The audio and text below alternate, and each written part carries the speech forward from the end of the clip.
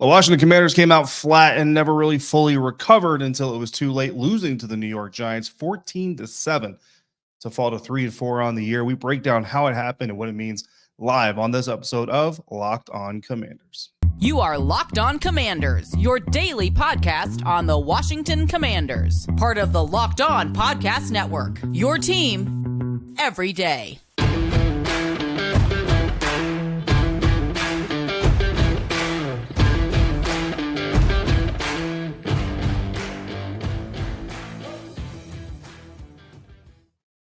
And welcome into this live episode of Locked On Commanders, your daily podcast covering the Washington Commanders, part of the Locked On Podcast Network, your team every day. Thanks so much for joining me here on Locked On Commanders, making Locked On Commanders your first listen of the day every day. Don't forget, you can subscribe for free on YouTube or wherever you get your podcasts. And you can always continue this conversation with me by becoming a Locked On Commanders Insider. Join the Locked On Commanders Insider program where you get news, inside scoops, exclusive content delivered directly to your phone through one-on-one conversations with me via text message. I'm always excited to welcome new insiders, even following unfortunate losses to the New York Giants. Join the Locked On Commanders Insider program now and be in the know all the time.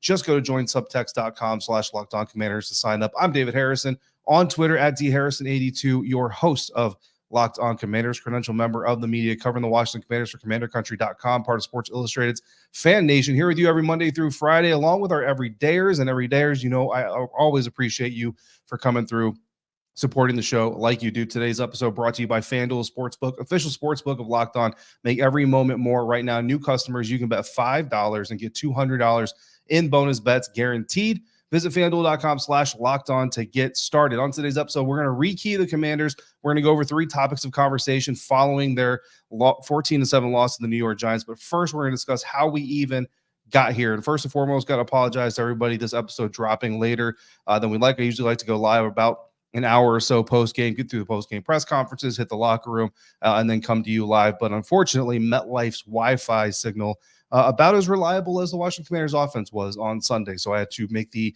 5-hour drive home from MetLife first. And so this is coming live at almost midnight, so almost to Monday.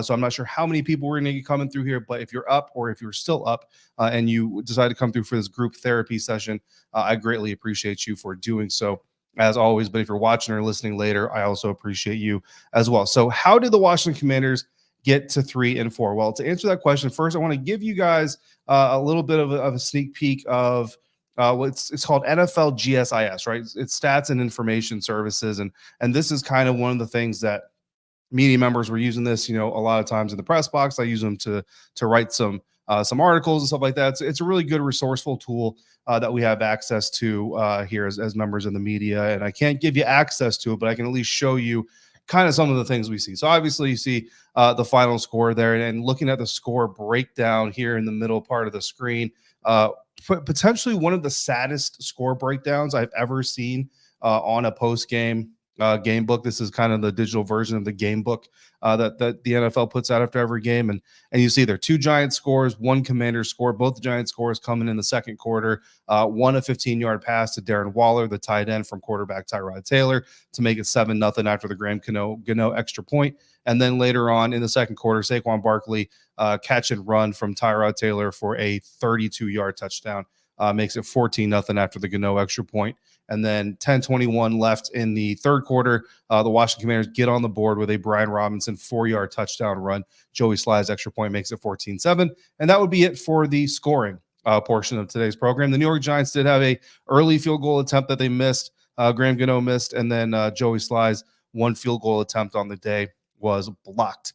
Ron Rivera not refusing. That's a bad way to put it, but holding back from saying what he thinks led to the blocked kick, only just kind of crediting the really big Giants player for getting a paw up and getting a hand on the ball to deflect that thing. So 14-7 is your final score. Leading rusher for the Washington Commanders, Chris Rodriguez, who had 7 carries, 31 yards, 4.4 yards per carry, which normally I would be very, very happy. Chris is someone that I've enjoyed covering since he arrived to the team, really since his rookie, Zoom conference we had when he got drafted by the Washington Commanders. Really enjoyed talking to him, kind of getting to know him just a little bit. But so to see him get a little bit more action than he's used to, have a pretty decent, 4.4 yards per carry is a pretty decent average, especially for a rookie. Normally I would be pretty happy for him, but the fact that he's the leading rusher with that stat line, Brian Robinson, 8 carries, 23 yards, a much less effective 2.9 yard per carry average, did have the 1 touchdown. Sam Howell had the longest run of the day for the Washington Commanders, 11-yard run, but ended up with 2 carries, 15 yards. Antonio Gibson, 2 carries, 7 yards. And of course, Sam Howell's final stat line, 22 for 42, 249 yards, 1 interception, a 60.5 quarterback rating. So his streak of improving QBRs by week is certainly over. On the Giants side of the offense, Saquon Barkley, 21 carries, 77 yards.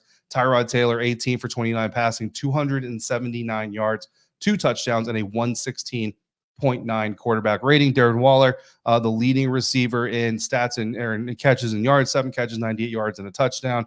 But certainly Jalen Hyatt making his mark on the game, 2 catches, 75 yards with a long of 42. On the Commander side of things, Terry McLaurin ends up being the leading receiver, even though he had 2 targets after midway through the third quarter. 6 catches, 90 yards total. Unfortunately, could not find the end zone. Mitch Tisler, actually, for those of you who know who he is, one of the members of the media, if Terry McLaurin would have found the end zone, he would have hit on a $900 parlay bet. So unfortunately, for several reasons, that fact that he didn't find the end zone is very painful. Third downs, we all know third downs are important. The Washington Commanders went 1 for 15, which is horrible.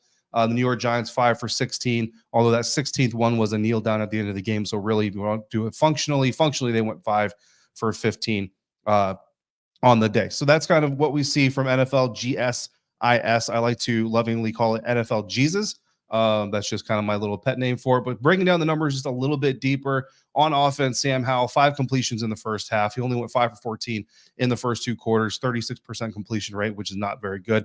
And then he went 17 for 28 in the second half, which is 61%, significantly better. Still not great, but significantly better. The Commanders offense went 3 and out on their first 2 offensive possessions of the game, and 8 times total. They went 3 and out 8 times total on Sunday.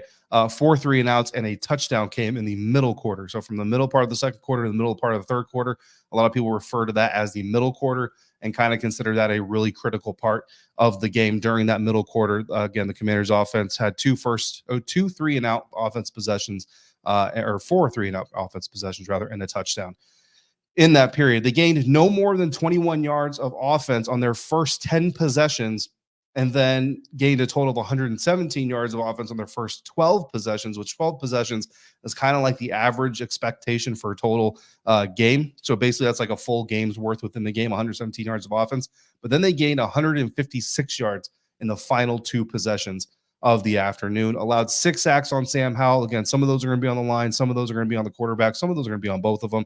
The Giants had a total of 5 coming in. So yet another opponent who is not doing well in the sack department defensively comes in against Washington and gets right. You know what I mean? And that's just kind of who the Washington Commanders are at this time. You might come surprising given all the 3 and outs, given all the sacks, but Washington actually held the time of possession 31 minutes, 14 seconds compared to the Giants 28 minutes, 46 seconds on defense.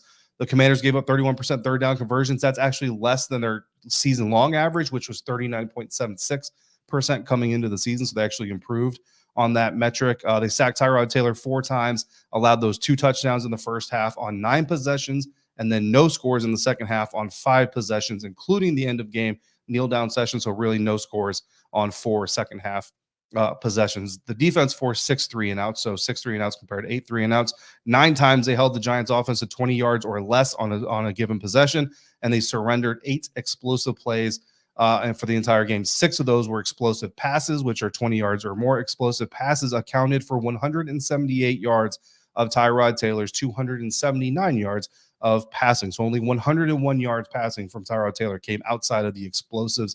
Saquon Barkley finished with 118 yards of total offense on 24 combined touches.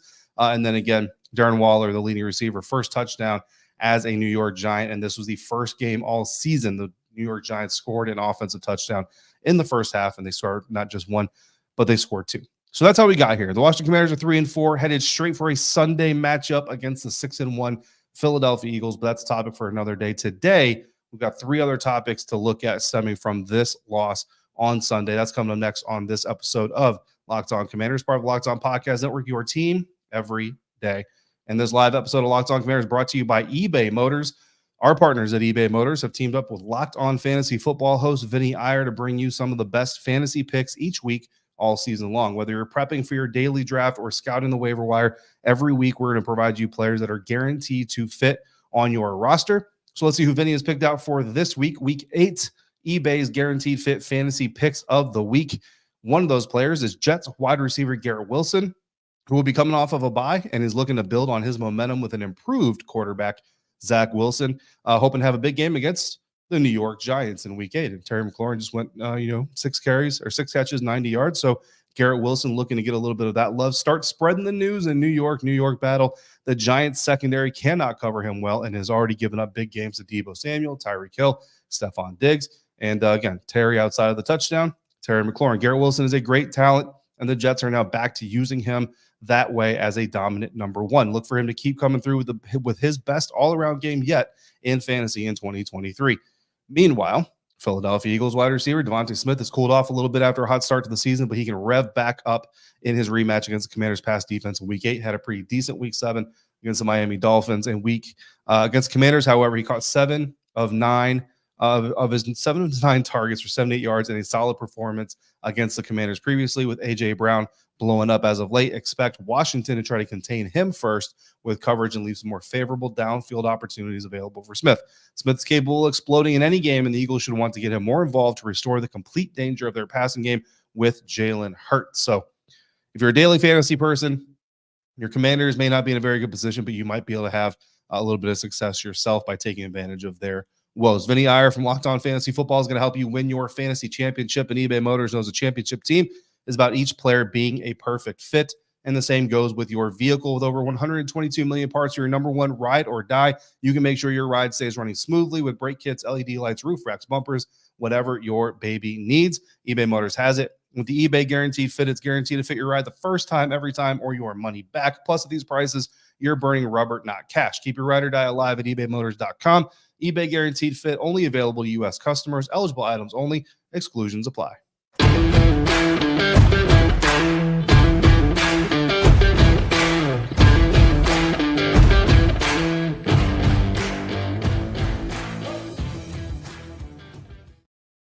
Thanks once again for making Locked On Commanders your first listen today, every day, and every other day after that. Every dayers, thank you for always coming through like you do. I greatly appreciate you. Football season is here, and Locked On is kicking up our coverage with Locked On NFL Kickoff Live. Every Friday, Locked On will go live at 2 p.m. Eastern from every Locked On YouTube channel with 3 hosts who break down every game on the NFL schedule to get you ready for your team's matchup, your fantasy lineups, your betting angles, and more. Plus, get the in-depth local analysis from our stable of NFL hosts across the country who know these teams better than anyone else. Find Locked On NFL Kickoff Live every Friday at 2 p.m. Eastern on any Locked On NFL YouTube channel. So, plenty to talk about coming out of the Washington Commanders' 4th loss of the season, 14-7. They fall to the New York Giants. And honestly, there's way more than 3, but because of the format of the show, I'm going to go over 3 that kind of came off the top of my head as we were watching this thing unfold. And I know there are plenty more. If you want to talk about some other ones, I've got a mailbag coming up this week. So by all means, drop those questions in the live chat, in the YouTube comments, hit me on Twitter, or text me if you are an insider. And again, if you're not an insider, you want to become an insider, go to joinsubtext.com/LockedOnCommanders and then text me your question. And we will certainly get to as many of these topics as we can because I know there are a lot of them. The first one we're going to talk about here, though, on our post-game episode, Eric Bieniemy, assistant head coach, offensive coordinator of the Washington Commanders, flat out got outcoached. That's just the bottom line. There's no way to sugarcoat it. There's no way to put it nicely. And not only did he get outcoached, he didn't realize he was being outcoached until it was, quite honestly, too late. It was too little, too late by the time the Washington Commanders offense started to change some things and started to get things on track. It almost wasn't too little, too late. You know what I mean? And the topic was going to stay the same. It was just maybe it would have been too late. And if Sam can get that ball out cleaner to Jahan and Jahan can make the catch, who knows if they go for 2 there? Who knows if they go for 1 and play for overtime? I don't know what they decide to do in that situation. Maybe we'll ask Ron on our day after press conference on Monday. But bottom line is, they almost escaped it. They almost got away with it. But the bottom line is Eric Bieniemy got outcoached by Brian Dable and by Wink Martindale, the New York Giants defensive coordinator. And I think that's something that this team needs to internalize, right? Like if you watch the press conferences, there's a lot of defensiveness. There's a lot of, defensiveness from Coach Rivera. There's a lot of defensiveness from the offensive coordinators when they get asked about some of the struggles that their team is going through. And, that's a little bit understandable, obviously, to the outside world. But internally, I hope they're owning this, because that's the only way they're going to get better at this. The plan in the second half was not the same plan that they had in the first half. Ron Rivera told us after the game, he was asked by Sam Fortier of the Washington Post why things didn't go as well in the first half, how to account for the pressure. And Ron said that the plan in the first half to account for the pressure was the same as the plan in the second half. But that's categorically untrue, because in the second half, we saw the Washington Commanders offense unveil multiple, I want to say 3 times they brought Cornelius Lucas in to be an eligible extra tackle. He basically was a tight end. He was an eligible receiver, but he's a tackle. So he was on the field as an extra tackle. And that is something that if you're an everydayer, that is something that we've been talking about here, adding extra blockers, adding more tight ends, running 12 personnel, running play action, running boots, moving the pocket, right? And I've had multiple insiders text me and say, what are things schematically that Eric Bieniemy can do to help the offensive line? Because the offensive line is very suspect. And from a game-to-game perspective, one game it's Andrew Wiley, the next game it's Nick Gates, the next one it might be Charles Leno. Like the offensive line has issues. And at the end of the day, there are some trades that could possibly be made. But until those trades are made, and even if those trades are made, it's going to take time for that player to assimilate into the offensive line. The things that they can do schematically are play action, screen passes, move the pocket, add blockers. Those are really, and that's football 101. So these are not things that Eric Bieniemy is not aware of. There's just a reason that I'm not aware of. I'm not going to be aware of, because I'm not in the meetings and they're not going to tell me outright. But for some reason, they're not employing them. Now, in the second half of this game, we saw them employ the extra blocker at least. And we did see some 2 tight end personnel. We saw actually 3 tight end personnel at one point in time. But this is something that started to work against the New York Giants. Bringing in Cornelius Lucas started to work. Moving the pocket started to work. The problem is, like I said, is it happened too late. This is something that should have happened in the first half. So why didn't it happen in the first half? Well, that, again, we can't put our finger right on it, but we can kind of deduce some things, right? And this kind of goes to decision-making from the coaching staff. One of the things that you kind of deduce from it, right? Sam Howell's talked about it publicly. Pretty much every team does it. Is the scripted plays. Most teams, if not all teams in the NFL especially, script their first 15 to 20 plays. I think Sam has told us that they script their first 15. And those first 15 plays are scripted using what the quarterback says he's comfortable with, knows the best, and can execute the best. So most offensive coordinators, most play callers don't want to stray from those first 15 plays, because they're trying to get their quarterback comfortable and in a rhythm. Got it. In this game, Sam Howell very clearly in the first 15 offensive plays was not comfortable and was not in a rhythm. And the only thing worse than making a bad decision is sticking with a bad decision. You know what I mean? You have to come to a point, and nobody can say where that mark is. But to me, I would probably venture to say that after the first 2, 3 and outs, I would probably say that the script that we have is trash and needs to go in the trash. And I'm spending the time between the second and third possession, sitting down with my quarterback and saying, okay, dude, what we thought we were going to do is not working. Because if you watch that game, if you watch it again, I have to watch this thing 3 times. I watch it in person, I watch the broadcast, and then I watch all 22. That's a minimum 3 times. You will see, I will see again, Wink Martindale had their script. Like, I'm not accusing him of cheating, but basically the way the Giants defense run is like he had their script in his hand. He knew how to counter every single thing they did, and they did not change anything until the second half. And by then, obviously, it was too late. Could be a symptom of bigger issue. Look, there are more that we can talk about this. We're going to talk more about this as we have more discussions through the week about coaching. So that's just a little bit on Eric Bieniemy. That is not to say, and I don't want to say this right now, no one person is responsible for this loss. Everybody is responsible for this loss. So just because I'm talking about Eric Bieniemy, but I'm not saying anything about Jack Del Rio or Ron Rivera, does not mean I am personally absolving them. So let's just get that straight right now. But I got to get to the next topic. Next topic point: bad teams lose to bad teams. This Washington Commanders team is 2-2 against teams with a losing record. They're 500 against losing teams. They have a minus 21 scoring margin in those games. They're 1-2 against teams with winning records and are minus 29 in scoring margins. Washington has given up the most points in the NFC this season, third most in the NFL, 1 point behind the Indianapolis Colts. We're also 3-4. And also have a first-year starting quarterback, although he's been injured quite a bit. And they're 19 points behind the Denver Broncos, who until they won today were basically almost, talking about cleaning house.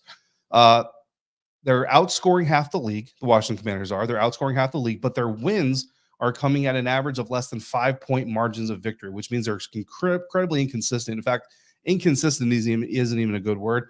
I would say this offense is more like a vehicle with faulty spark plugs. It cannot maintain its RPMs. Speaking of eBay Motors, maybe they can help this team out. Lastly, the offensive line has a ceiling, but it's not very high. Howell was hit on Sunday or sacked on 18 of his 43 dropbacks. That's 42% of the time. And that doesn't even count hers, right? That's not total pressures. That's total times he was hit. 42% of the time he dropped back, he was hit. And that's not all on the offensive line, but that's a lot, which is especially considering that according to NFL Next Gen Stats, the fastest sack that the Giants got on Sunday took 4 seconds. You typically talk about quarterbacks only needing or having 3 seconds. The fastest New York Giants sack that happened on Sunday took 4 seconds, and he was hit on 42% of his dropbacks. That's ridiculous. From a quarterback standpoint, from an offensive line standpoint, from a coach standpoint, that is absolutely ridiculous. So those are the 3 topics that we're going to cover on this postgame. Again, we've got more episodes coming, so we've got a lot more time to flesh out a lot more of these topics, and we will, believe me. What about the 3 keys to victory? I laid them out on Friday. Obviously, the Commanders didn't complete many of them, but it's not because they never got the chance. Actually, one of them, they did never get the chance. I'll explain what that is coming up next on this episode of Locked On Commanders, part of Locked On Podcast Network, your team every day. And this episode of Locked On Commanders brought to you by FanDuel. Snap into action this NFL season with FanDuel, America's #1 sports book. Right now, new customers get $200 in bonus bets guaranteed when you place a $5 bet. That's $200 in bonus bets, win or lose. And if you're looking for Sunday night football action, actually you can't be. This was planned for earlier. The Miami Dolphins, they lost to the Philadelphia Eagles. But on Monday night, we hit the San Francisco 49ers minus Deebo Samuel, maybe without Christian McCaffrey. They're going up against the Minnesota Vikings, so you can find odds there if you don't want to wait till Thursday. Buffalo Bills, Tampa Bay Buccaneers is our Thursday night game. If you've been thinking about joining FanDuel, there's no better time to get in the action than now. The app is easy to use. There's a wide range of betting options, including spreads, player props, over-unders, and more. And while you're watching the Washington Commanders struggle to get their feet under them, maybe you can make some money, right? So visit FanDuel.com/lockedon and kick off the NFL season. FanDuel, official partner of the National Football League.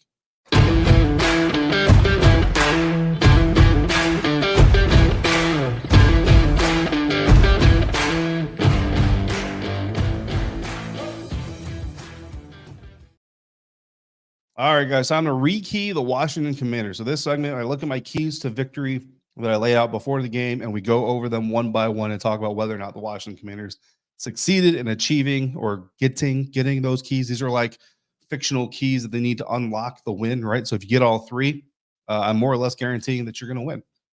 That's a bold statement, but it's worked out so far. So the 3 keys that we had for the Washington Commanders to beat the New York Giants: stay scheme discipline against unscouted looks, minimize Giants quarterback rushing damage, and get some quarterback consistency out of Sam Howell. So key number 1, stay scheme discipline against unscouted looks. This was based off of what the Giants did last week against the Buffalo Bills, the first time they had Tyrod Taylor starting a quarterback. And what they did, basically, I compared it to an Arena Football League offense, except much more of a power Arena Football League offense. Weird formations, crossing patterns, crossing blockers, all those things. Well, they didn't really do that this week. The New York Giants came out with a very traditional looking offense. They came out with, don't get me wrong, every offense has some exotic looks, right? But nothing too crazy. And there are actually reports earlier this week that Brian Daboll may have been taking over the offense and taking over play calling for Mike Kafka. If that's true, that might be why we saw this version of the New York Giants offense. So that's the key that I kind of teased, right? Like they didn't really achieve it because they really have a chance to achieve it. So I'm going to kind of give that one a push. So key 1, kind of a wash there, unfortunately. Key 2, minimize the Giants quarterback rushing damage. Since 2020, Giants quarterbacks have rushed the ball 4 or more times in 5 of the 6 times these teams played before Sunday. Those carries turned into 50 yards or more 4 times and accounted for 3 or more first downs 3 times. On Sunday, the 7th matchup between these 2 teams since Ron Rivera became the head coach, Tyrod Taylor had 8 carries in the game for 25 yards. That's 3.1 yards per carry, 1 first down and 1 explosive run. So did they minimize the Giants quarterback rushing damage? It's fair to say yes, maybe they did. I think that you're kind of on the fence with this one. I'll give them half credit because, again, 3.1 yards per carry, not a huge total. 25 yards given up, not a huge total. Did get a first down and did get 1 explosive run. And the only reason I give them a kind of a half point instead of a full point here is because that explosive run, that first down, did come on a drive where they end up scoring a touchdown in the first half. And obviously they won by a touchdown. So give them half credit for that one. So we're 0.5 out of a possible 2 at this point in time. Key 3, quarterback consistency. Sam Howell's QBR, quarterback rating, have been rising for 3 straight games up until this weekend. But his full game performance had been very up and down. Basically, if he had a good first half, he had a bad second half. And then the next week, he would have a bad first half, a good second half, and then just flip it week out, week in, week out. This week, last week rather, Sam Howell had a stronger first half against the Atlanta Falcons than he did second half. So this week, we need to see a strong first half again to break this trend. And we didn't get it. We got a terrible first half. And then we did get a better second half. So basically that trend has continued where Sam Howell plays better in one half than he does the other. And it's basically flip-flopping as we get through the season. Sam Howell, again, in the first half, 5 completions out of 14 tries, 36%, sacked 5 times, threw an interception. And then the second half, 17 for 28 rather, 61% completion rate, 1 sack, no turnovers.